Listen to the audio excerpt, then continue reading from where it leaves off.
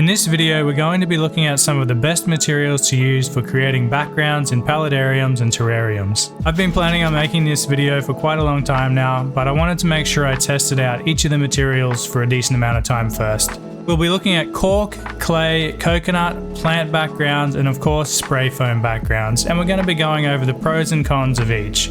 While my builds focus primarily on Geososama vampire crab species, the background materials and concepts are pretty much universal, so feel free to use them for anything you're working on.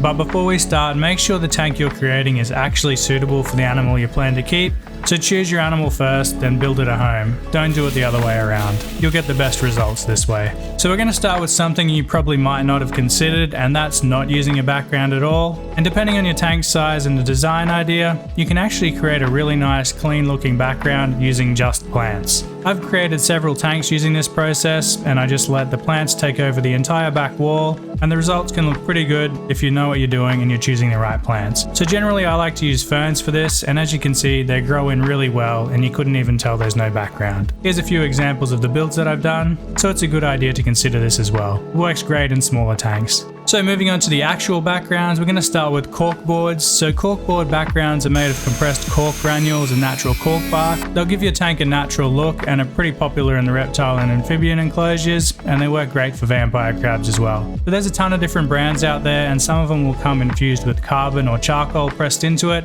I personally prefer those types. It just seems a little bit more natural, as the texture is a bit different, but both types will work perfectly fine in whatever tank you're working in. So the pros of using cork board: it looks fairly natural, it's cheap and easy to come by, it's got good grip for climbing animals, especially for vampire crabs, it's naturally mold resistant and mildew resistant, it's super lightweight and really easy to shape, and plants will grow on it quite easily as well, especially things like moss, and it's generally a pretty sustainable product. Now there are a few cons with this stuff. It can warp over time if you don't glue it down correctly, and in order to make it look more 3D, you will need to create a few different layers, similar to what I'm doing just here.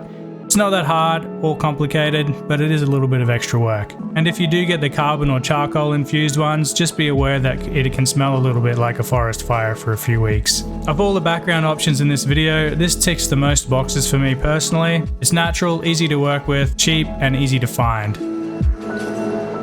So next we have coconut fiber backgrounds, or coco mat or coir. Now coconut fiber mats are made of the coarse outer husk of coconuts, and is generally sold in sheets or panels.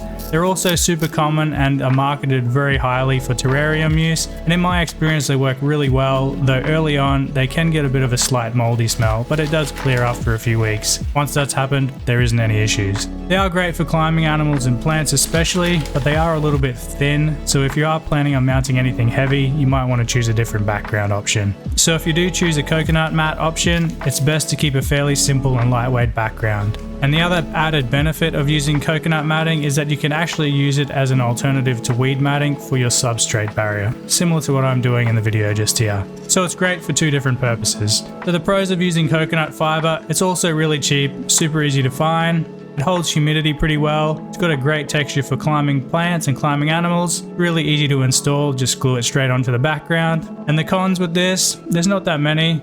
Though if you are planning on making a really detailed background, it's not going to be strong enough to support anything really heavy. That's either plants or any kind of structures, so keep that in mind. It's best suited for basic background ideas. So clay backgrounds are built using terrarium safe clay, and you can mold it directly onto the surfaces to create any sort of awesome texture you like. However, I have found creating a scaffolding first works best, as it can slip off the glass sometimes, and depending on how heavy you make your structure, it might collapse, so making a little scaffold first works best, similar to what I'm doing in the video just here. This is my favorite background material to work with, as it's the most fun, though it is a little bit messy. It also takes a little bit of practice to get your clay mixture perfect, and while you can use clay itself, it also works well with other background options, as you can cover any surface with it and make it look like a natural embankment or a cliffside. Just make sure it doesn't dry out completely, because if it does, it can crack and fall apart and fall off whatever surface you have it on. Though this is rarely an issue in paludariums and terrariums, because the environment is quite moist and humid anyway, so it doesn't really get a chance to dry out. So the pros for clay: it's fully customizable, you can create awesome ledges, hides and little hollows. It has super awesome texture for climbing, vampire crabs love it in particular. It's safe and it holds shape pretty well, even over time time and even if it gets quite wet.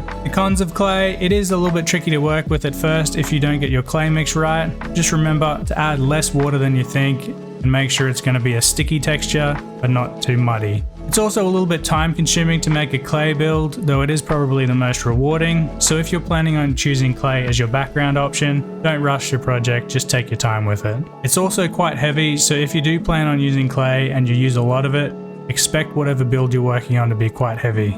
So keep this in mind when you're building something. And again, as we mentioned earlier, it does need to stay moist or it will crack and crumble.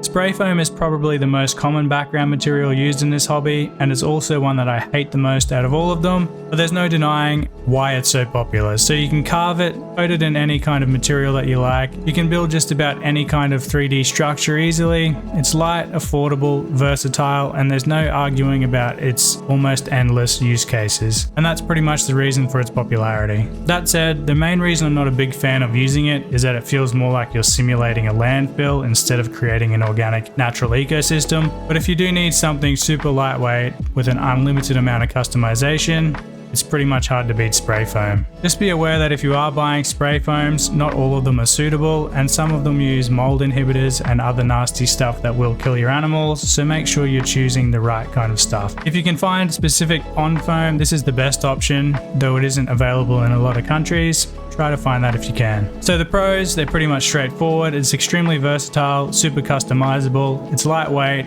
it's strong once it's cured, it's great for attaching wood and cork decorations to pretty much anything, and it allows you to go crazy with design options. The cons are, it's toxic if you pick the wrong one, it's toxic if you don't let it dry properly, and I think this is the most important one, it doesn't actually feel like it's going to be anything natural. Anyway, that's it for this video. If you have any other background options or suggestions that I haven't mentioned, feel free to drop them in the comments, and I'll check these out sometime in the future as well. And as always, thanks for watching, don't forget to like and subscribe, and I'll see you in another video. Cheers everyone!